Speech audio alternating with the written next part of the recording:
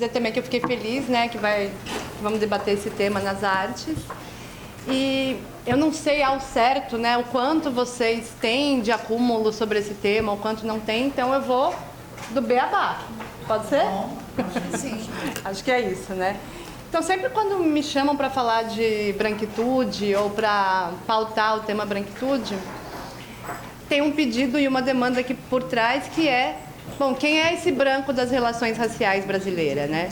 E quem é esse branco e onde ele se encontra, qual é a posição, em que lugar ele pode estar na discussão antirracista, em que lugar ele não deveria estar na discussão.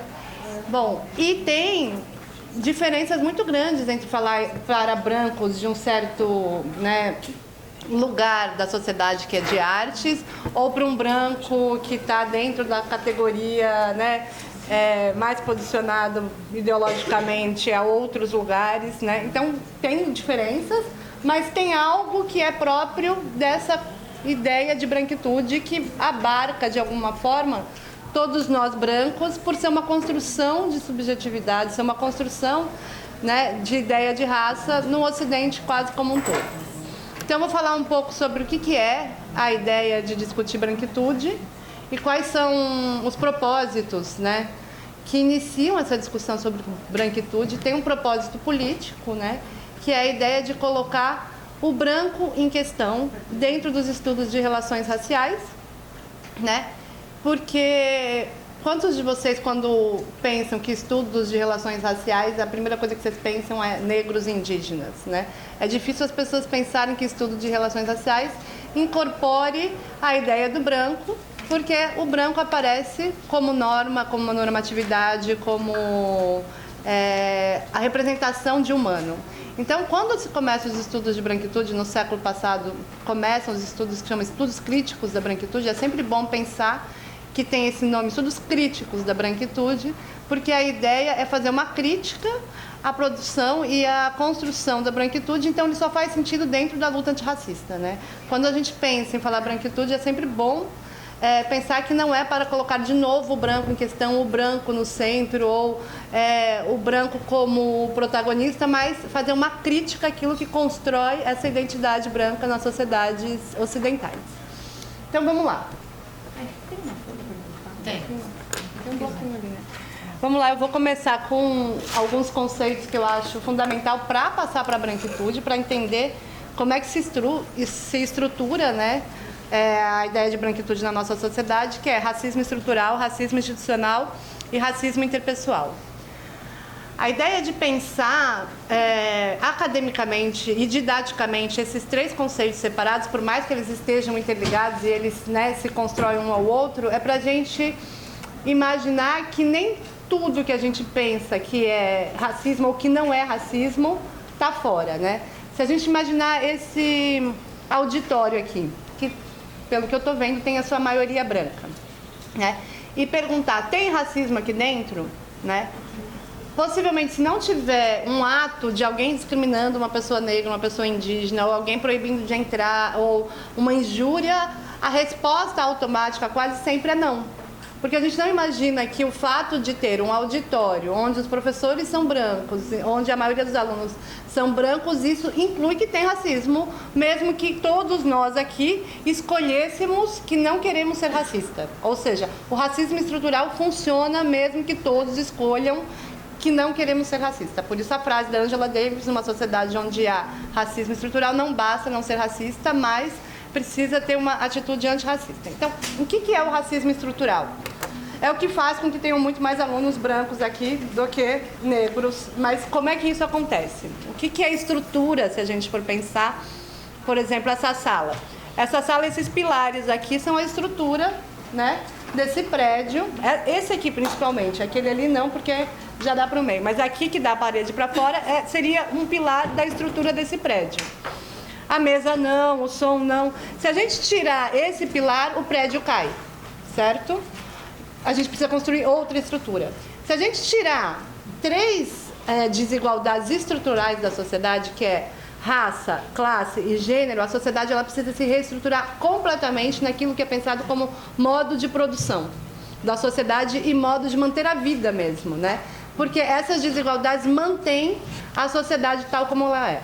Qual que é a diferença da gente pensar o que é um marcador de diferença que cabe naquilo que é pensado muitas vezes como lutas identitárias e um marcador de diferença que gera desigualdade, ou seja, um marcador de desigualdade que é onde entra a raça. Não que ela não possa vir a ser também uma produção de identidades e tal, mas isso eu vou falar depois. Mas o marcador de desigualdade é algo que uma diferença gera desigualdade de classe, né? Gera desigualdade de oportunidades aos acessos, aos recursos materiais, que é a educação, saúde, assistência e os lugares de estrutura de poder de uma sociedade. Então, o racismo estrutural ele precisa de 3 componentes muito importantes para ele existir, que é poder político, poder econômico e produção de subjetividade, que é onde eu vou entrar mais profundamente, que é porque eu sou psicóloga, né? Mas para entender essa produção de subjetividade, a gente tem que entender essa estrutura que produz subjetividade. Então, como que eu vou dar esse exemplo que cai a estrutura? As pessoas daqui parecem ser bem novas, mas alguém tem filho aqui? Quem tem filho aqui, pra tá aqui, o filho tá com alguém? Esse alguém é mulher? Esse alguém é mulher e empregada? Não, é mulher. Ou seja, vamos pensar no cuidado de filhos, né? Se a gente tira da estrutura a ideia de que esse cuidado tem que ser por mulher, né?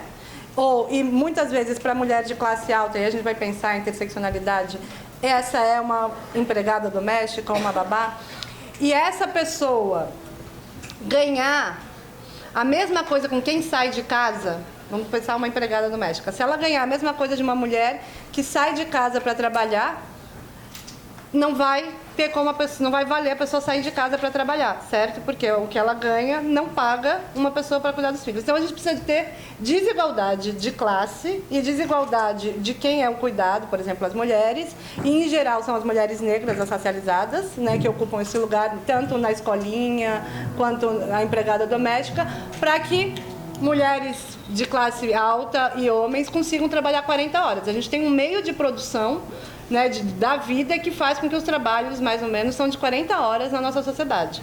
Isso só pode acontecer se a gente tem uma estrutura que legitima uma desigualdade no cuidado da vida, né? E a vida precisa de cuidado. Isso é a vida de fato, né? A gente acha que assim, a vida é o lugar do trabalho, mas a vida do cuidado é o café da manhã, é o almoço, é o jantar, é o cuidado do lar, é o cuidado, a manutenção da vida das pessoas está muito ligado a isso.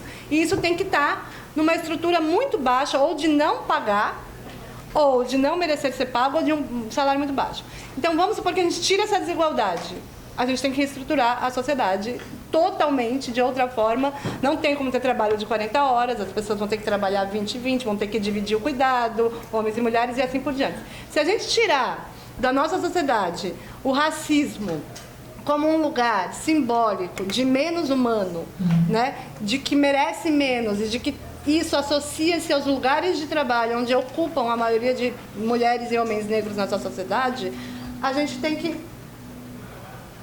estruturar novamente a sociedade numa forma de manutenção da vida. Então, por isso que a gente vai dizer que algo é estrutural e não é um marcador de diferença apenas. E eu gosto de colocar o debate de raça para além da discussão de identidade.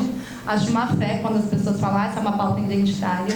Isso é para acabar com o debate, né? É uma má fé, pode vir a ser uma pauta identitária, mas aí depois eu falo um pouco sobre isso, e a identidade é produzida na estrutura, não faz nem sentido isso ser uma colocação, mas eu tenho sempre esse cuidado de retirar a pauta das relações raciais da discussão identitária e pensar que isso estrutura os modos de vida na nossa sociedade. E aí, para a gente pensar poder político, poder econômico, subjetividade, eu vou dar um exemplo como é que isso funciona. Como que o racismo estrutural, por exemplo, funciona na prática, né? Vou dar um exemplo que eu acho bem chocante, que eu sempre dou, que é o do SUS, né? Porque o SUS é um sistema único de saúde para todos e democrático a priori, né? O maior doador de órgãos da nossa sociedade, do Brasil, não são as clínicas particulares, mas sim as clínicas, ou o SUS. Quando alguém precisa, né, de uma doação, em geral entra na fila do SUS, Vamos pensar o coração. Uma pessoa precisa de um coração, entra na fila do SUS, coloca nome, sobrenome, data de nascimento, algum dado sanguíneo e é isso.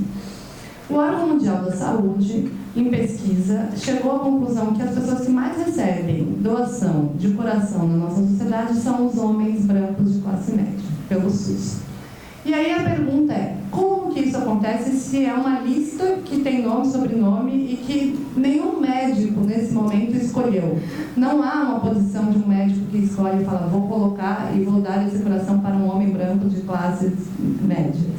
Como é que esse é o resultado? Isso tem a ver com racismo estrutural. Vamos lá.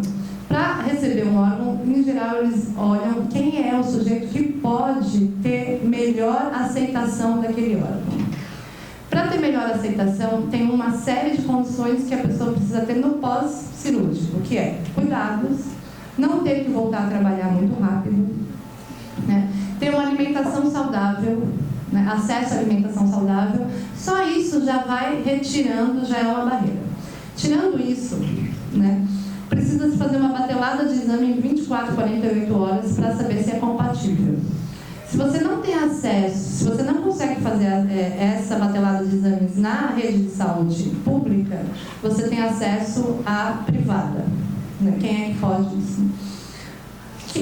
Em geral, uma pessoa para ficar com o coração vai capenga, ela precisa de alguns cuidados, colesterol, saúde, não pode sair correndo, não pode carregar peso, não pode estar fazendo trabalho na construção civil, etc. E tal. Ou seja, a pessoa já dura mais com o coração cardíaco, assim, com problemas cardíacos, quando ela tem uma rede de pessoas que pode cuidar um pouco da alimentação dela. Quem tem mais rede de pessoas que cuidam de alimentação? Os homens e as mulheres, em geral, têm essa rede, né? E os homens negros não estão dentro desse lugar, porque eles são os maiores doadores de órgãos do coração, por causa que eles são a maior vítima da polícia, né, e da violência policial. O resultado é que, sem ninguém decidir quem vai receber, né, esse órgão, os homens brancos recebem e os homens negros são os maiores doadores. Isso é racismo estrutural. Ninguém precisa, a gente não precisa de um agente racista para que a máquina racista funcione. Ou seja, o racismo estrutural é uma máquina de produção de desigualdade. Né? Nesse sentido que não basta não ser racista, você tem que ter nas instituições formas, né, de combater esse racismo e, por isso, políticas específicas. Né? E o que seria o racismo institucional? O racismo institucional é a incapacidade de uma instituição de promover igualdade racial. Então, vamos pensar, o DESC é uma instituição, né? E aí ela é incapaz de promover igualdade racial em todos os lugares, né, de poder e de decisões políticas, decisões econômicas, para onde vai o dinheiro, e estudantes e professores. As cotas para negros, elas têm o intuito de combater o racismo institucional numa categoria, que é os estudantes, né? A entrada dos estudantes. Isso não significa que a instituição combateu o racismo institucional, porque depois da entrada